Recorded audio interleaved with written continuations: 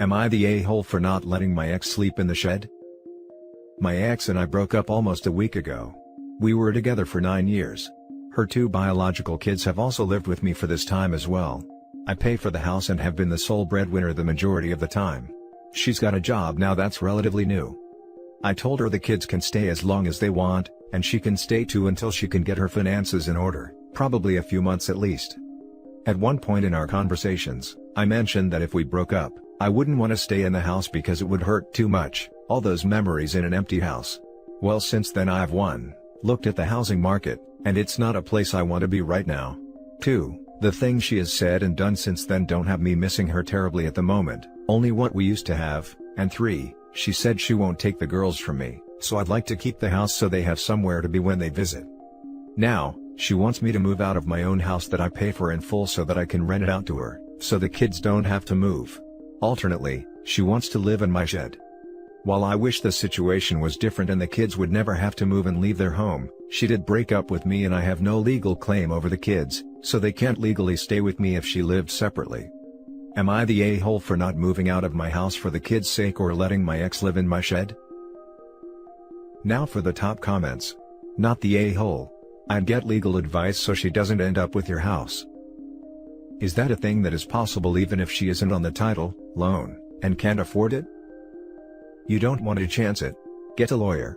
An hour consult is cheaper than losing everything in a lawsuit. We don't know anything about where you live. There's common law marriage in some places which could give you problems since you were together so long. Not the a-hole also.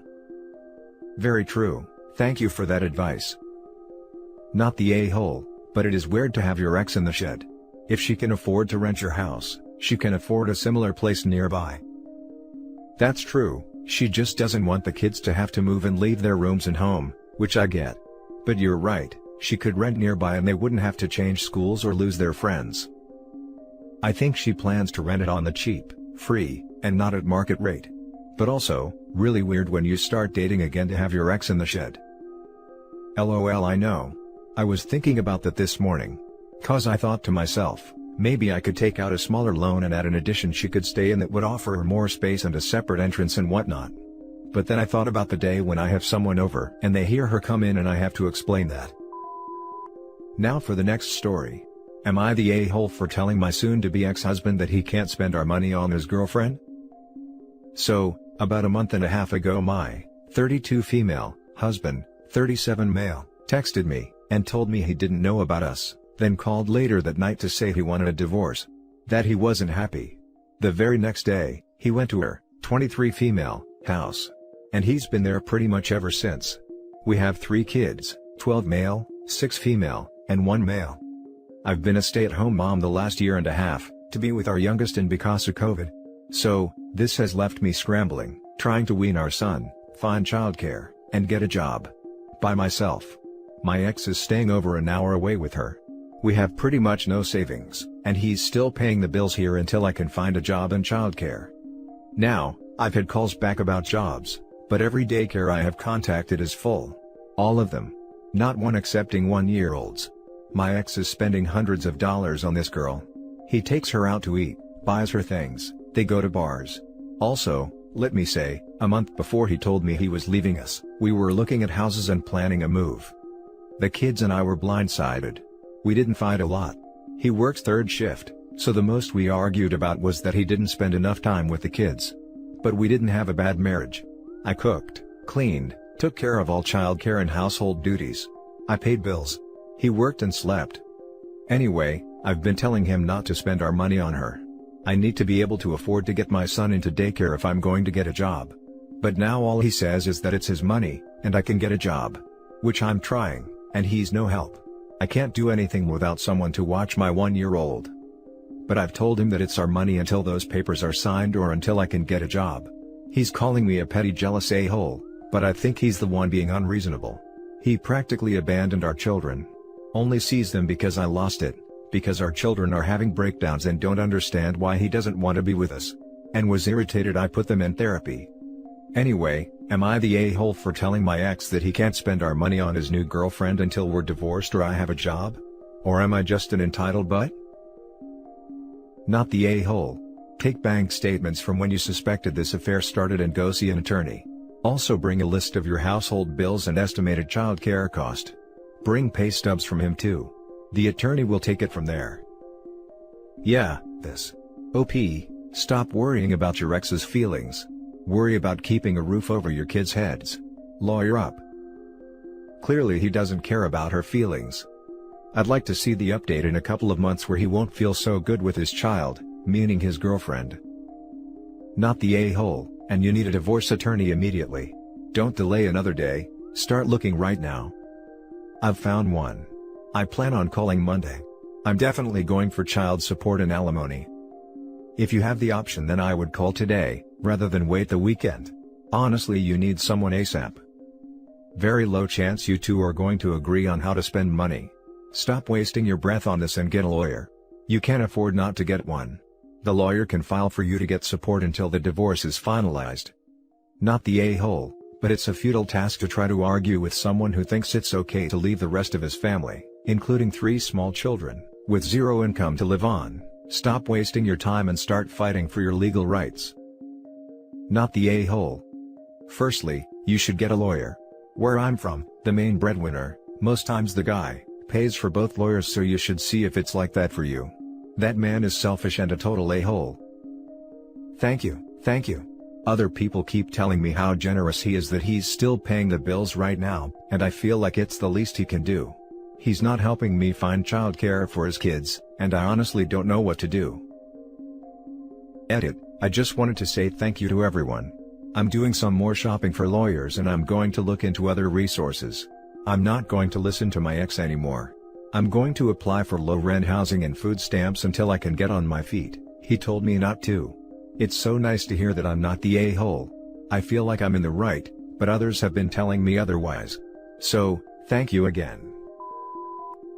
Next story.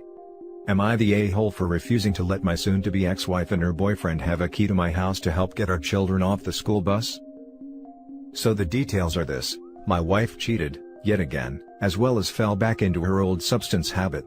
Her and her boyfriend are homeless, jobless and hooked on meth. I removed her from the home, I have filed for custody, and she is not on the lease or have any belongings in the house. I work the same hours our kids are in school. However, there is a 20-minute gap between when they get off the bus and when I get home. So to help with this, my mother has been stopping by and letting the boys into the house and sitting with them until I get home. I've started getting messages from my soon-to-be ex-wife's mother, saying I am not being civil about this, and that I should allow them to have a key so they can be here to get the kids off the bus. She also says that I should let them come by in the morning, me leave for work, and let them put the kids on the bus, rather than me dropping them off at school. I'd like to add that the option of her picking up the kids from school and waiting on her car for me to get home would be a bad idea, as she has no heat, expired tags, no license and no insurance. I don't think this is a good idea, as she has proven time and time again she is unreliable. 2 weeks ago, she wasn't even home to get the kids off the bus. I rushed home to find my children crying in the front yard. Add in the fact that she is on crystal, not alleged, is factual, and has not only stolen from me but from other family members. Plus, I do not trust her boyfriend at all. So, am I the a-hole here? Children are ages 10, 9 and 6. Now for the top comments. Not the a-hole. You really don't have to keep reading after hooked on meat. Yeah, give them a key and say goodbye to your stuff, or hello to your new roommates. Exactly. Not the a-hole at all. She should have as little time with the children as legally allowed, and giving her a key would almost certainly lead to her and her boyfriend using your house while you're at work, doing D's there, stealing things for D money. If your mom is reasonably able and willing to help you until another arrangement can be made, stick with that. Much safer all around. Not the a-hole. Keys to the house is a bigger issue than just picking up the kids. They could come and go anytime they want. And it's pretty clear they can't be trusted. This is a big safety issue. What's to stop them from entering your home one night high on crystal? Obviously you know them better than I do to know if they'd actually cause any harm, but that's a big concern. And if your mom doesn't mind being there for your kids after school, then I don't see an issue with that continuing. If you have ever been around anyone on crystal, especially after they have been on a binge and up for days, it's scary, and I wouldn't trust anyone. My own sister and brother are into that stuff bad. They both have been around me when tweaking after days of being up, and it's very scary. They are unpredictable and get irritated easily. They just stand there sweating and eyes darting around a mile a minute while scratching everywhere. Then they also act crazy and get in people's faces as well, and just in general do stuff they would never do sober. I didn't feel safe at all physically the last time they were around super high, so I don't go anywhere they will be anymore. If family wants to deal with them, fine, but I won't be there. There have been fights and thefts almost every time they are there. Even if it was my spouse, who I love and trust, and who luckily would never touch Crystal, who decided to do that, I wouldn't be around him, as that stuff can make you violent, and literally make you have a severe psychotic break. Those kids need supervised visits. Not the a-hole. In the middle of a divorce, if she could get into your house, she's liable to take things, financial records, etc. Or refuse to leave and plead for you to let her stay in her house. Now for the last story. Am I the a-hole for the way I dismissed my ex-wife's pleas for more time with our daughter? 3 years ago, ex-wife and I had a bad divorce. She was a bad wife, carried on an affair with some other younger guy for 2 years and gave me chlamydia, called me names, said I was stupid in front of her friends, etc. But I admit I was a bad husband too. Such as my inability to satisfy her emotionally, my quietness, lack of romantic spontaneousness, etc., which I own, and they are definitely flaws in myself I should have fixed. Anyway, custody of our 8-year-old daughter came to a 60-40 agreement in favor of myself. Recently, my ex would repeatedly ask to either get back with me, or to see our daughter more. My ex, one time on a phone call to me, said she knows she ruined our marriage, but she shouldn't see her daughter less because of it. She said she missed our daughter so much and wanted to see her more, and if I'd agree to appeal to change the terms of the custody deal to 50-50 contact. I declined. She would ask for more time with our child over and over again, and when I told her she'd need to communicate with her lawyer and make an appeal to court herself, she would say that she wanted my blessing because she loved me, and that she knows it didn't seem like it back then, but she really did love me and our daughter so much. Early February, I allowed my ex to help out at my place one evening since my mood was shot as I was laid off from work. I simply wanted to give my daughter dinner and figure out what to do the next day. My ex didn't take note of this, and yet again, she asked for more custody of our child and for us to be a couple again. She said it wasn't fair me taking the most of the parental work when I was just laid off and had no way to support our child. She then let what I feel are her true feelings about me known, when she called me a dummy for getting laid off, which seemed like a slip of the tongue, but I still heard and it stung. I said a flat-out no to her requests, yet again. I said what wasn't fair was her attitude towards me during our marriage, that led to me becoming a diseased unlovable clown with an STD. What wasn't fair was her calling me moronic in front of her friends. What wasn't fair was her criticizing me for being a horrible parent and partner, when she had her faults too. And for her mistakes, we'll never be together again or be a family again. I said she's got a lot of men to screw around with, and this time, she isn't married, so no extra stress of honoring vows, and that a 50-50 custody arrangement wouldn't be easy for her lifestyle. While all I've been thinking about is making sure our daughter was okay with school, being fed, and happy. I then told her to get serious for once, and to enjoy the time she has with our kid now. She started crying and said she maybe was right to divorce me, since I'm such an insensitive prick sometimes. Even her friends and family have apparently said as much about me after she told them of what I said. I simply see it as me laying my feelings out honestly. But am I the a-hole for this? Everyone sucks here. I have to point out that you've talked a lot about your grievances against her, and about her grievances against you, and not at all about what your daughter wants or what is best for her.